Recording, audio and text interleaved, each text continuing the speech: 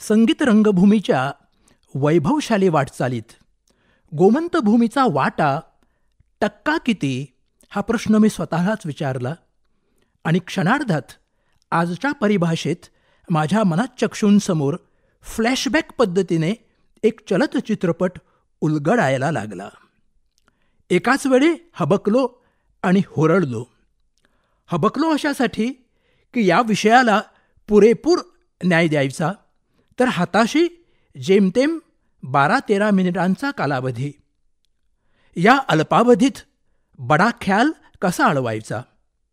मात्र होरळलो अशासाठी की द्रुतलयीत का होईना या निमित्ताने संगीत रंगभूमीला प्रतिभावान गोमंतकीय कलाकारांनी जे कालजयी योगदान दिले त्याचे पुण्यस्मरण करण्याची ही पर्वणी. तीच साधायची. सुज्ञ श्रोत्यांना बिंदूत सिंधू सामावल्याचा ट्रेलर झलक द्यायचा हा एक नम्र प्रयत्न श्री नटेश्वर चरणी लीन होऊन करीत आहे. विष्णुदास भावे यांनी मराठी रंगभूमीची प्राणप्रतिष्ठा केली ते वर्ष होते 1843. सांगली येथे सीता स्वयंवर या नाटकाचा प्रयोग रंगला तरी रूढार्थाने त्याची सुरुवात नांदीने नव्हे तर नमनाच्या पद्याने झाली. शब्द होते, श्री गजवदना देमतीहीना करावया नूतन कवना. हे नमन अर्थातच किर्लोस्कर, देवल, खाडीलकर यांच्या नाटकांतील अवीट गोडींच्या नांदींचे स्फूर्तिस्थान. योगायोग असा की सीता स्वयंवर या नाटकाच्या प्रयोगवर्षीच 31 मार्च 1843 रोजी बेळगाव नजीकच्या गुर्द होसूर या खेडेगावात अण्णासाहेब किर्लोस्कर यांचा जन्म. रागदारी आणि कीर्तनी बाजाचा प्रीतिसंगम म्हणता येईल अशी नांदी संगीत शाकुंतलच्या प्रयोगारंभी निनादली. ईश्वराचा लेश मिळे जरी मूढ यत्न शेवटी जातो. पंचतुंड नररुंड मालधर पार्वतीश आधी नमितो. पुण्यातील आनंदोद्भव नाट्यगृहात दिनांक 31 ऑक्टोबर 1880 रोजी तिथीनुसार अमृतसिद्धी योग होता. संगीत रंगभूमीचा भाग्योदय या तिथीपासून सुरू झाला तो थेट तिचे सुवर्णयुग अवतरेपर्यंत. सुवर्णयुगाचे मानकरी 2, बालगंधर्व आणि मास्टर दीनानाथ. नाथ हा माझा मोही खला ही ओळख बालगंधर्वांची, तर रवी मी हा चंद्र कसा मग मिरवितसे लावित पिसे ही दरपोक्ती मास्टर दीनानाथांची. कुणीतरी गोव्याच्या दिनाबद्दल लिहून ठेवलंय, एका पैशा लागी जो म्हणून दाखवी पदे 5 तोच दिना हा म्हणता वाटे आश्चर्य मानसी साच. मात्र श्री मंगेशाच्या या स्वरप्रसादाच्या अल्पायुषी वावटळीत वाहून जाण्यापूर्वी एका गोमंतकीय स्वरभास्कराचे पुण्यस्मरण मला अनिवार्य वाटते. पंडित भास्करबुवा बखले हे नाव नजरेसमोर तरळायला लागते आणि मला सुखद भास होतो, जणू बालगंधर्व आणि मास्टर दीनानाथ जोडीने भास्करबुवांना वंदन करून आळवीत आहेत. कोण तुझ सम सांग मज गुरुराया कैवारी सदया. भास्करबुवांचे मूळ घराणे गोव्यातले. त्यांची कुलदेवी म्हाडदोळची महालसा. पोटापायी त्यांचे पूर्वज सुरुवातीला कोल्हापूर संस्थानात आणि पुढे बडोदा संस्थानात जाऊन स्थिर झाले. त्यांना गोड चढ्या आवाजाचे वरदान. या वरदानामुळे बुवांना किर्लोस्कर मंडळीचे निमंत्रण आणि शकुंतला, कैकयी या भूमिका मिळाल्या. एक प्रसंग त्यांच्या आयुष्याला कलाटणी देणारा ठरला. आवाज फुटल्यामुळे किर्लोस्करांच्या भाऊराव कोल्हटकरांची त्यांची तीव्र शब्दात आवाज फुटल्यामुळे किर्लोस्करांच्या भाऊराव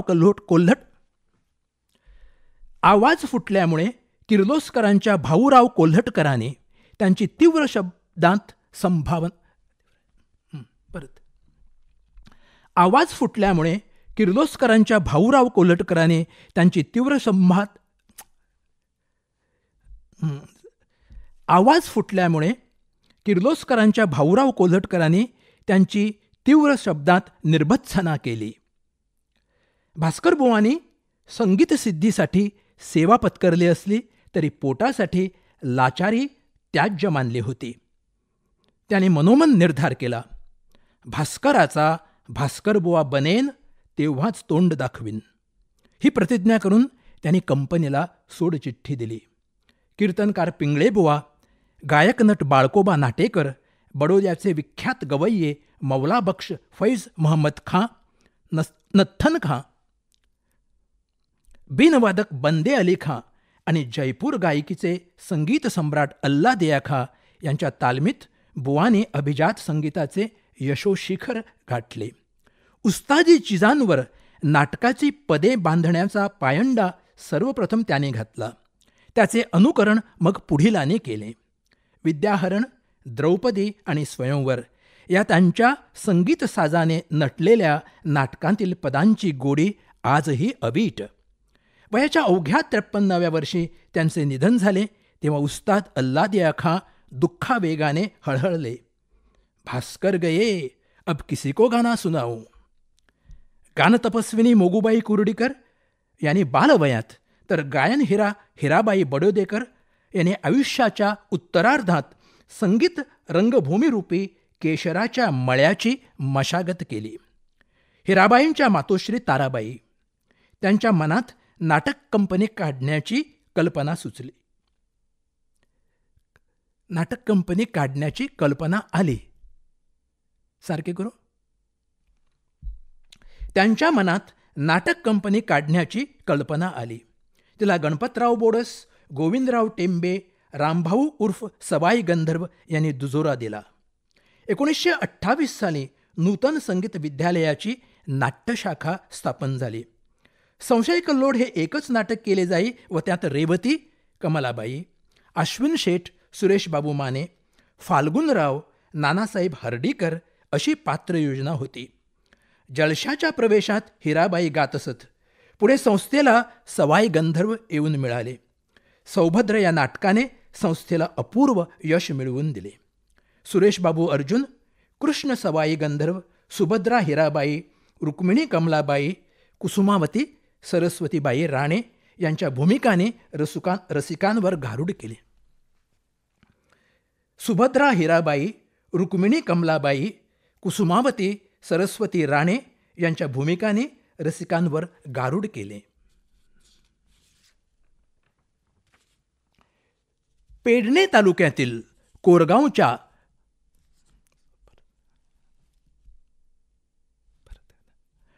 पेडणे तालुक्यातील कोरगावचा श्री कमळेश्वर हा हिराबाईंचा कुलदेव.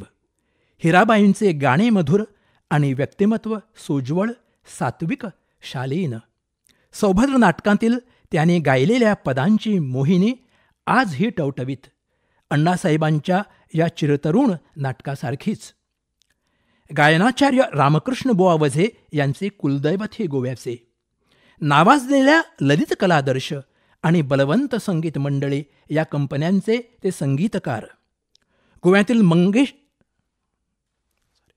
गोव्यातील नागेशी येथील मुक्कामात गिरिजाबाई केळेकर आणि अन्य बहिणींना त्यांनी शास्त्रीय संगीताची तालीम दिली हे सर्व ज्ञात आहे.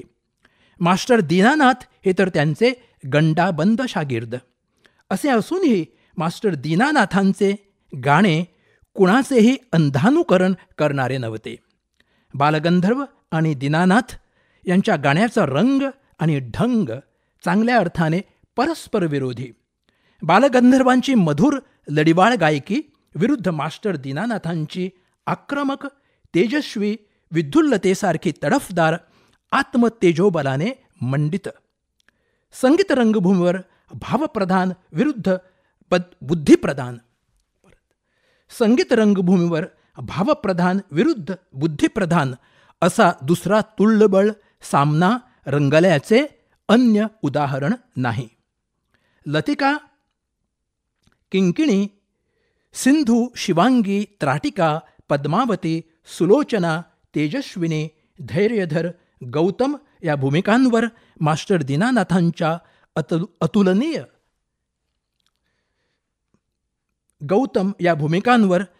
दीनानाथांच्या अतुलनीय गायकीचा अमीठ ठसा आहे. मास्टर दीनानाथांना त्यांचे समकालीन गायकनट मास्टर कृष्णराव फुलंब्रीकर यांनी एकदा खोचक प्रश्न केला. मानाप्पन नाटकातील गोविंदराव टेंबे यांच्या पदांच्या चाली बदलण्याचे धारिष्ट्य तुम्ही का केलेत? यावर मास्टर दीनानाथ ताडकन उत्तरले, हे धाडस करायला गोमंतकातच जन्म घ्यावा लागतो.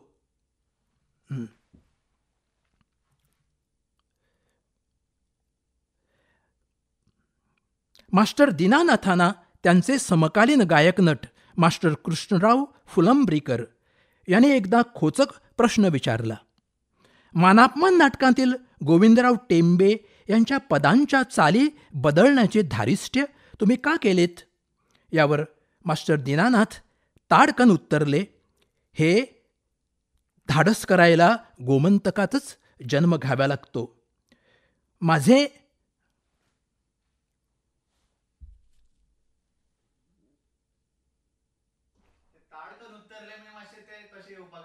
अच्छा करता परत एकदा कर. हां बरं बरं.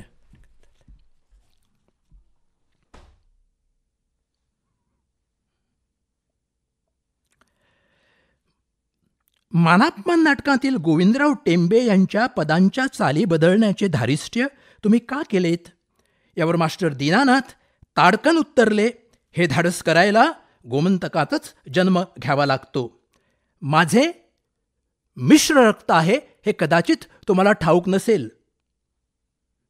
रंगदेवता रघुवीर सावकार बालगंधर्वांचे समकालीन, रंगबोधेच्छू नाट्य समाज या नाट्यसंस्थेचे मालक, संगीत संशय कल्लोळ या नाटकातील त्यांची रेवती त्यांना लोकप्रियतेच्या शिखरावर आरूढ करणारी ठरली. जळशाच्या प्रवेशात अदापूर्वक चुरा कर चले व ना मारो पिचकारी या रचना ते गात तो प्रवेश बघण्यासाठी कित्येक धनिक वणिक बाळे खास गर्दी करीत. रंगबोधेच्छू या संस्थेतूनच वसंत सावकार, गोपीनाथ सावकार, श्रीपादराव नेवरेकर, पंडित गोविंदराव अग्ने, मास्टर दत्ताराम आदी गोमंतकीय गद्य आणि गायक नटांची प्रतिभा बहरली. नाट्यरत्न प्रसाद सावकार हे रघुवीर सावकारांचे सुपुत्र. आपल्या परीने त्यांनी आपल्या पिताश्रींचा संगीत रंगभूमीचा वारसा अतिशय समर्थपणे पेलला आहे, याची माझी पिढी साक्षीदार. हे आमचे अहोभाग्य. गोमंतकीय सुकन्या मूळची दुर्गा केळेकर संगीत रंगभूमीवर ज्योत्स्नाबाई भोळे म्हणून तळपल्या तेव्हा संगीत रंगभूमीवरील सुवर्णयुग मावळतीकडे झुकलेले होते.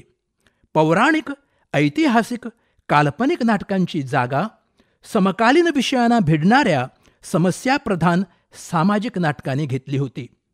सुशिक्षित दुर्गाबाई खोटे, स्नेहप्रभा प्रधान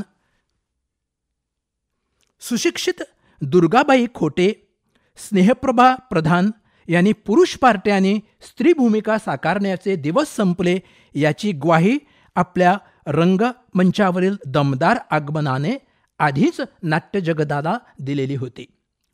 नाट्यमन्वंतर संस्थेने सादर केलेल्या आंधळ्यांची शाळा या नाटकातील ज्योत्स्नाबाईंची पहिलीच भूमिका प्रचंड गाजली. स्त्रियांनी रंगभूमीवर उतरावे की नाही हा वाद आपोआप मिटला.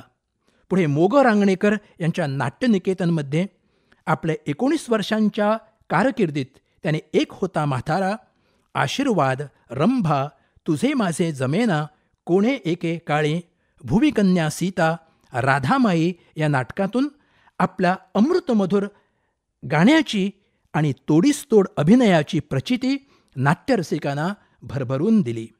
कुलवधू या नाटकातील भानुमतीने तर त्यांच्या नाट्य कारकिर्दीचा उत्कर्ष बिंदू गाठला. त्यांच्या भगिनी गिरिजाबाई केळेकर, मंगला रानडे, केशरबाई बांदोडकर यांनीही रंगभूमीवर आपली चुणूक दाखवली. ज्योत्स्नाबाईंच्या मधाळ कंठातून त्यांच्या गाजलेल्या कुलवधू या नाटकातील क्षण आला भाग्याचा, आला सौख्याचा आणि बोला बोला अमृत बोला, शुभ समयाला गोड गोड गोड ही पदे ऐकताना ज्यांची गानसभादी लागली नाही असे रसिक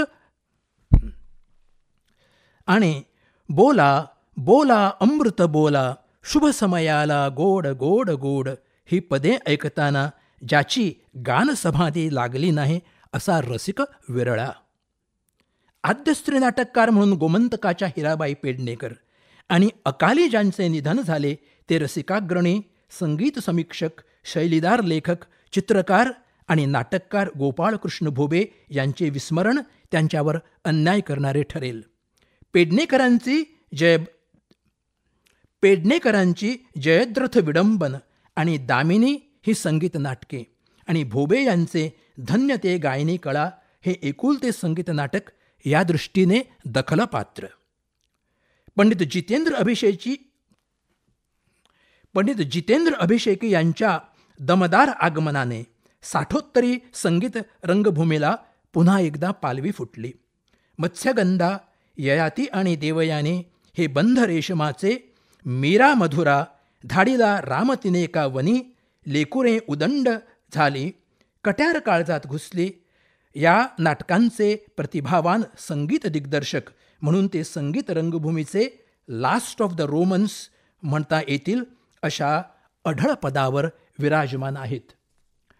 भारतीय नाटक मुळातच गद्यपद्यात्मक आहे. संगीतामुळे नाटक उत्कट बनते ही उक्ती अभिषेकी बुवांची. परंपरा आणि नवता यांची सांगड घालणारे अभिषेकी बुवा हे त्यांच्या पूर्वसुरू इतकेच म्हणूनच युगप्रवर्तक ठरतात. श्रीपादराव नेवरेकर आठवतात, जा भयन मम मना मंडप सबल आणि झणी दे कर या दीना या पदांसाठी. पंडित सुरेश हळदणकर आठवतात, श्रीरंगा कमलाकांता हरिपदरा ते सोड या गवळणीसाठी आणि विमल अधर निकटी मोह हा पापी या पदासाठी. नाट्यरत्न प्रसाद सावकार आठवतात, जयगंगे भागीरथी हरगंगे भागीरथी आणि मुरलीधर श्याम हे नंदलाल या पदांसाठी. पंडित प्रभाकर कारेकर आठवतात, प्रिये पहा रात्रीचा समय सरुने एत उषक काल हा आणि विलोपले मधुमिलनात या पदांसाठी. अरविंद पिळगावकर आठवतात, कधी भेटेन वनवासी वियोगी रामचंद्राला या पदासाठी. रामदास कामत आठवतात, देवा घरचे ज्ञात कुणाला आणि प्रेम वरदान स्मर सदा या पदांसाठी. अजित कडकडे आठवतात, होसी कैसा